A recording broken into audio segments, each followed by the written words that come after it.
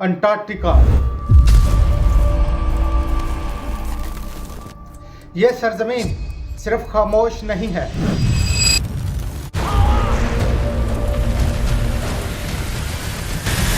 ये एक कब्रिस्तान भी है, जहां वक्त से पहले कई जिंदगियों के चिराग बुझ चुके हैं। कभी बर्फानी तूफान ने और कभी बर्फ के नीचे दब जाने वाली दरारों ने 80 मनफी डिग्री की सर्द रातों ने। आज तक अंटार्कटिका अपने दामन में 1000 से 1500 के करीब सांसें दफन कर चुकी है। रिपोर्ट के मुताबिक 400 के करीब तो सिर्फ वही लोग हैं जो राज तलाश करने निकले थे मगर खुद ही राज बन गए,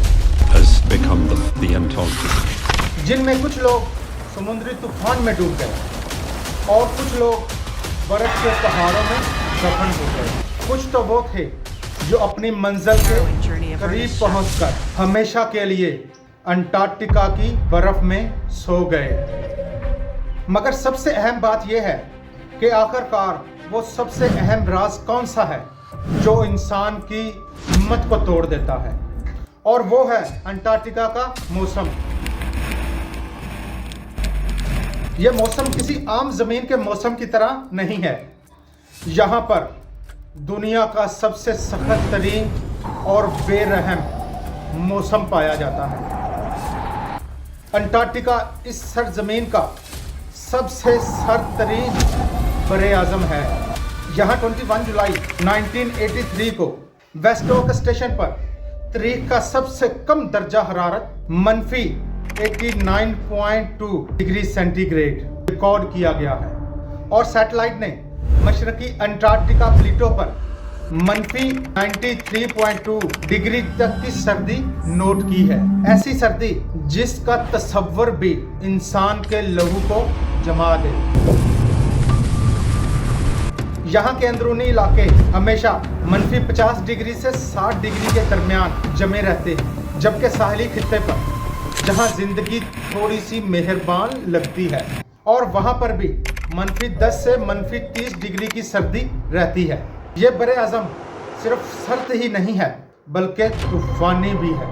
1972 में ड्रूमोंट स्टेशन पर हवाओं ने रिकॉर्ड तोड़ दिया था। 327 किलोमीटर फी घंटा की रफ्तार से तेज तूफानी हवाएं चली।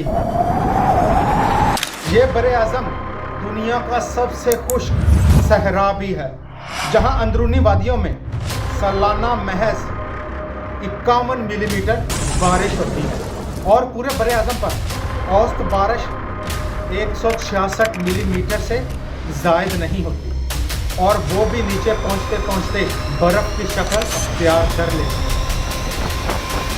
19 जून से लेकर 1958 के दौरान दुनिया भर के ममालिक ने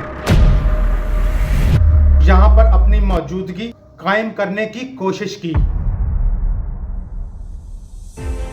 आज अंटार्कटिका और इसके इर्द गिर्द मौजूद जजीरों में 70 से 18 रिसर्च स्टेशन मौजूद हैं, जो तकरीबन 30 ममालिक के ज़ेरे इंतज़ाम हैं। कुछ मुस्तकिल जो साल भर बर्फानी तूफानों और अंधेरों में भी काम करते हैं, और कुछ मौसमी होते हैं जो सिर्फ मुख्तसर गर्मी के महीनों में ही काम करते हैं। इनमें अर्जेंटाइन के 13, चिली के 9, रशिया के 10, अमेरिका के 2 और चाइना के 2 सरे फहरिस्त हैं। मुझे ये बात बताते हुए बहुत ही ज़्यादा खुशी महसूस हो रही है कि इसमें एक स्टेशन पाकिस्तान का भी मौजूद है। पाकिस्तान का यह स्टेशन प्रिंस एलिजाबेथ के इलाके में मौजूद है, जो जनवरी से मार्च तक ही काम करता है।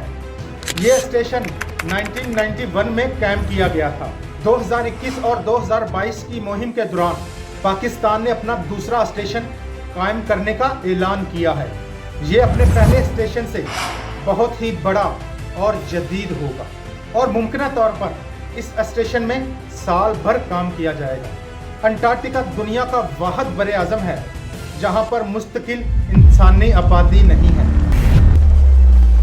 लेकिन 7 ममालिक ने इस पर अपने कब्जे का दावा कर रखा है। जिसमें ऑस्ट्रेलिया सबसे बड़ा दावा रखता है, जिसको वो ऑस्ट्रेलियन अंटार्कटिका बोलता है। ये अंटार्कटिका का तकरीबन 42% हिस्सा बनता है। फ्रांस का दावा एक छोटे से इलाके पर है जिसे एडली लैंड कहा जाता है, और नॉर्वे तो 2 हिस्सों पर दावा करता है, क्वीन माउड और पीटर लैंड पर। न्यूजीलैंड रोज डिपेंडेंसी पर दावा करता है, जहां अमेरिका का सबसे बड़ा स्टेशन वाक़या है। बर्तानिया ब्रिटिश अंटार्कटिका पर दावा करता है, और चिली अंटार्कटक पर दावा करता है। अर्जेंटाइन अंटार्कटक पर दावा करता है, जिसे वो अपने सूबे टीरा डेल फ्यूगी का हिस्सा समझता है। इन सब में सबसे बड़ा तनाज़ा बर्तानिया, अर्जेंटाइन और चिली के दरमियान है। ये तीनों ही अंटार्कटक जजीरा नुमा और इसके इर्द गिर्द के इलाकों पर अपना दावा करते हैं, और इस तनाज़े की वजह से माजी में कशीदगी तक पैदा हो गई। 1959 में तय पाने वाला अंटार्कटक मुआहदा इन तमाम तनाज़ात को ख़त्म कर देता है।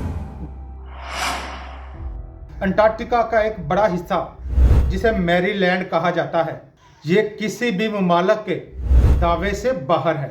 इसकी वजह यह है कि ये जुग्राफियाई तौर पर सबसे दूर और पहुंच में मुश्किल है।